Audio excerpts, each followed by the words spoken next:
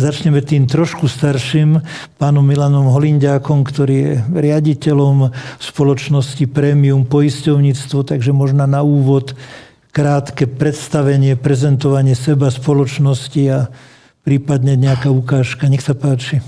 No, tak upresním, my sme neživotná poisťovňa, lebo poisťovne môžu ponúkať životné poistenie a neživotné. Takže nemám padať. Takže život si treba chrániť, samozrejme. Zlakol sa, že to bude drahé natáčanie. A v rámci toho neživotného segmentu ešte sú špeciálne ako keby 3 kategórie. Jedna je poistenie havarijné, poistenie motorových vozidiel. Druhá je povinné zmluvné poistenie motorových vozidiel a tretia kategória je všetky ostatné druhy poistenia. Takže tie prvé 2 kategórie, tým sa my zatiaľ nevenujeme, aj keď na ne máme licenciu.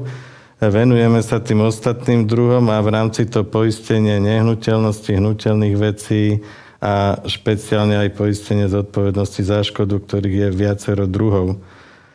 Sme na trhu v podstate relatívne krátko, ale za to malé a krátke obdobie sa nám podarilo minimálny, teda maximálny úspech, by som povedal, lebo za to krátke obdobie sme sa už etablovali na trhu tak, že sme sa dostali v rámci predpisu poistného za tie ostatné druhy poistenia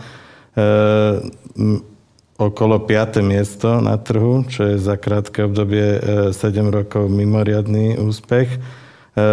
Tie medziročné rasty, ktoré dosiahujeme, napríklad v covidovom roku 2022 sme dosiahli medziročný nárast 40%.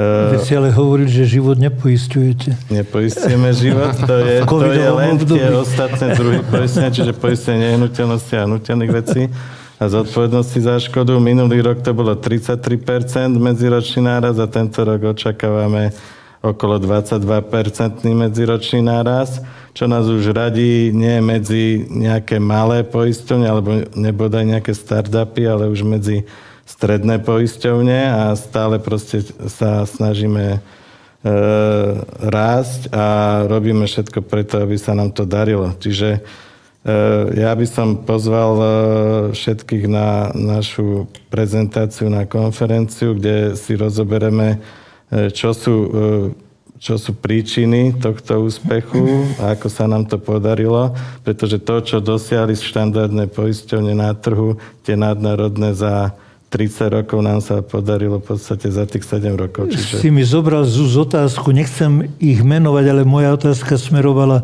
skutočne ste 5. za tými nadnárodnými z Nemecka, Rakúska. Je to tak. Takže potom, tak, za tými potom gratulujeme. 4 najväčšími, ktorí tu menovať nebudem, sme už my na tom 5. mieste, čo je podľa mňa mimoriadny úspech a môžeme si potom neskôr povedať, že jakými nástrojmi sme to dosiahli a o čo sa vlastne snažíme a v čom sme odlišní od týchto nadnárodných poisťovní, pretože keď sme vstupovali do toho biznisu, tak sme sa snažili tak ako keď o hoci ktorom inom podnikaní, hoci ktorom inom segmente, tá firma, keď štartuje, snaží sa nájsť niečo, čo nie je na tom trhu vyplnené, áno? Čiže aj my sme sa snažili nájsť tú dieru na tom trhu a to, čo tie nadnárodné spoločnosti nerobia, alebo z čoho vycúvávajú von, tak tie služby voči tým našim klientom zabezpečovať a to nám prinieslo tento úspech, ktorý sme dosiahli. Takže ďakujem pekne zatiaľ. Ďakujem. A posledného v tomto prvom kole hostia máme ďalšieho poisťovníka, relatívne mladého, aj vekom firmy. Takže firma sa volá Ferdinandy a je mi potešením privítať Daniela Ferdinandy, ktorý je konateľom spoločnosti a som veľmi rád, že aj aktívny v našej organizácii. Takže nech sa ti páči na úvod. Tak ďakujem pekne, pán profesor. Tak moja spoločnosť je na trhu od roku 2016, ale ja ako konateľ firmy som na poistnom trhu od roku 2001. Naša firma Ferdinandy Consulting sa špecializuje úzko na poistenie majetku, kde hlavne patria správcovia, spoločenstva vlastníkov bytov a zodpovednosť správcov. Čo sa týka KOBD, ktoré bude v novembri, tak my tam budeme prednášať o tom, ako správne riešiť poistné udalosti. Pretože za posledný rok asi bolo najviac živelných pohrôm behom tohto roka. A od júna, kedy na južnom Slovensku boli obrovské záplavy, tam budeme rozprávať o našom klientovi, bytové družstvo, ktoré malo škody vyššie ako 400 000 eur, ako sme tieto udalosti riešili. Zhodou okolností to poisťovala poisťovňa Premium, takže možno oni povedia, že koľko ich to stálo. Teraz najbližšie v septembri boli veľké pretrží mračien a takisto záplavy v Bratislave. Čiže takisto všetkých účastníkov konferencie budeme informovať o tom, ako postupovať, ako si nechať uhradiť všetky škody. Pretože bohužiaľ veľa správcov, ale aj spoločenství vlastníkov bytov, keď ich poisťovali ich agenti a mali teraz poistné udalosti, tak ich agenti nevedeli informovať, na čo všetko majú nárok. My to na konferencii samozrejme povieme a takisto si aj prejdeme, ako správne poistiť a ako likvidovať škodu v rámci fotovoltaiky, čo vlastne vravel pán riaditeľ Slovenskej sporiteľni. Čiže týmto srdečne pozývam všetkých našich klientov, našej firme, ktorých viac ako 100 000 bytov máme poistených a aj tí, ktorí sú naši klienti, tak neľutujete, keď na tú konferenciu prídete, nakoľko vyzerá, že bude veľmi zaujímavý program. Ako v dôsledku tých rôznych katastrof, ktoré sme mali, záplavy, požiare, výbuchy a čo ja viem čo, ako na to vy reagujete? A na strane druhej aj možno taká spätná väzba. Zvýšilo to záujem ľudí o poistenie? No, isté, že zvýšilo. Napríklad spomeniem situáciu, ktorú si asi pamätáte z tohto roka, zemetrasenie na východnom Slovensku. Tak tam enormne narastol záujem o poistenie. Aj poisťovne hneď na to flexibilne reagovali, pretože niektoré každá poisťovňa má definíciu toho rizika podľa svojho a niektoré poisťovne mali tú definíciu postavenú prísnejšie, niektoré benevolentnejšie. Takže aj došlo k nejakému zjednoteniu asi, čo? Ani zjednoteniu nie, lebo v tomto smere to tak nefunguje, že by sa poisťovne zhodli a dohodli na nejakom rovnakom prístupe a rovnakých definíciách, ale je to v prospech klienta, lebo napríklad my sme reagovali tým spôsobom, že my sme tam mali zadefinovaný 5. stupeň MCS stupnice hodnotenia zemetrasenia a tam nastal stupeň, myslím, 5,1, takže toto bolo splnené. A niektoré poisťovne mali 6. stupeň, ale my sme, aby nevznikali nejaké pochybnosti, tak sme na toto zareagovali tak, že do všetkých tých našich produktov sme zapracovali, že v podstate nie je tam hodnota stupňa toho zemetrasenia, ale sme to zadefinovali, keď vznikne podobná škoda na nehnuteľnosti niekde v okolí, tak to je postačujúce na to, aby bolo to riziko hodnotené ako zemetrasenie. No. Čiže aj toto sú situácie, ktoré vplývajú na vývoj tých produktov, ktorému sa my akože extra venujeme. Aj vďaka tomu asi ten úspech, ktorý som spomínal na začiatku. My pravidelne snažíme sa byť lídrom tých inovácií a pravidelne novelizujeme produkty, čiže napríklad bola tu dneska spomínuté tá údržba napríklad a tieto havarijné situácie, tak chcem len pripomenúť verejnosti, že asistenčné služby sú súčasť produktov, poistných produktov. Nemusí to mať každá poisťovňa, ale v našich produktoch to napríklad je.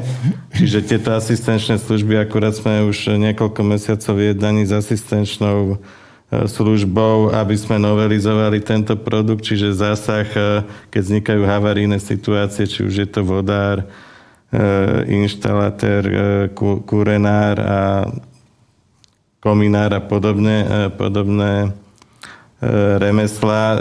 Všetko tieto zásahy len na to, aby sa tá havarijná situácia vyriešila, sa vedia pokryť aj z poistenia. Áno? Čiže už to poistenie zasahuje do segmentov prevádzky a údržby. Prevádzky a údržby napríklad. to je jeden z momentov, o čo sa teraz snažíme. Máme v pláne novelizovať aj produkt pre bytové domy. Musím spomenúť, chce to už nejakú novelu tých poistných podmienok a hlavne budeme sa snažiť dostať tento produkt ako prvý na trhu do digitálnej podoby. Aj to je možno úspech produktov, ako je prémiové bývanie a prémiové podnikanie. Máme aplikácie, treba aj sporiteľne spomenula svoju kvalitnú aplikáciu. My máme aplikácie pre predajcov produktov, čiže pre sprostredkovateľov poistenia, ktorí umožňujú veľmi rýchle dojednanie poistenia. Tí sprostredkovateľia poistenia vedia, že možno 20-30 rokov dozadu bolo potrebné vyplňať 3-4 stranové dotazníky pre poisťovňu, poslať ich komplikované technicky, by som povedal, poslať ich do poisťovne. Poisťovňa zvážila, navrhla nejaké riešenie. Celý ten proces dojednania poistenia trval niekoľko týždňov. Dneska vďaka tým aplikáciám dojednanie poistenia, pokiaľ má klient záujem a vôľu, tak trvá pár minút. Áno. A toto je ten zásadný rozdiel v tomto, kde sa ten svet poistenia vyvíja. Čiže my by sme radi to umožnili aj poistenie bytových domov týmto spôsobom. A to je pre nás obrovská výzva, ktorá nás čaká budúci rok. A teraz možno len tak, akože na spestrenie náš najvyšší manažér, ten stále akože hľadí už do tej budúcnosti ešte niekoľko krokov pred nami, tak sa uvažuje aj na zapracovanie umelej inteligencie do produktov, čo mňa akože osobne ako klasika v poistení moc neteší, ale určite sa tam dá nájsť niečo, čo by umelá inteligencia vedela pomôcť.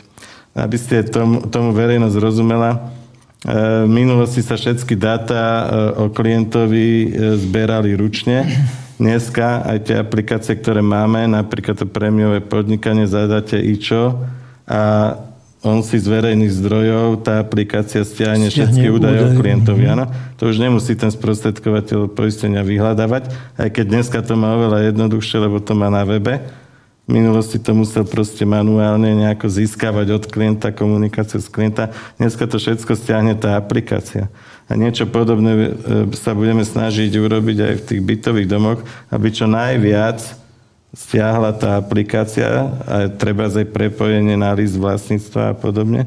Čiže to je pre nás veľká výzva a dúfam, že sa nám ju podarí splniť. Dobre, Milan, vy ste koľký rok vlastne na KOBD? No 10 určite. Áno, určite je to nejaké takéto číslo, takže my, jak som povedal už aj predtým, sa snažíme tú filozofiu toho fungovania poisťovne riešiť tak, aby sme vyplnili tú medzeru na trhu. Možno aj ostatní to tak vnímajú. Možno aj chodia aj na iné konferencie, minimálne Dušan bol minulý týždeň na jednej, že sme v podstate, ja to tak aspoň vnímam a cítim, že sme za tie posledné roky jediná poisťovňa, ktorá chodí na tieto konferencie týchto združení správcov bytových domov alebo vlastníkov bytov, nebytových priestorov. Čiže my sa snažíme vyplniť túto medzeru aj týmto spôsobom. My v tom vidíme zmysel obrovský. Jedno, jak bolo povedané, osobný kontakt je úplne niečo iné ako nejaký elektronický kontakt. Stretávame tam množstvo našich klientov, či už existujúcich alebo potenciálnych.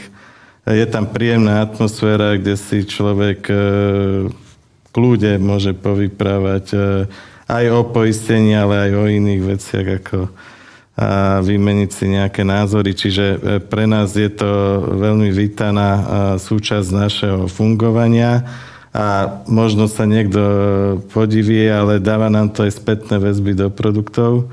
Aj z týchto komunikácií, ktoré máme na tých stretnutiach, na týchto konferenciách, máme spätné väzby, ktoré potom uplatňujeme aj do produktov. Čiže my sa na to pozeráme takto, takže pokiaľ sa nič zlého neudeje, tak budeme takto fungovať aj do budúcna.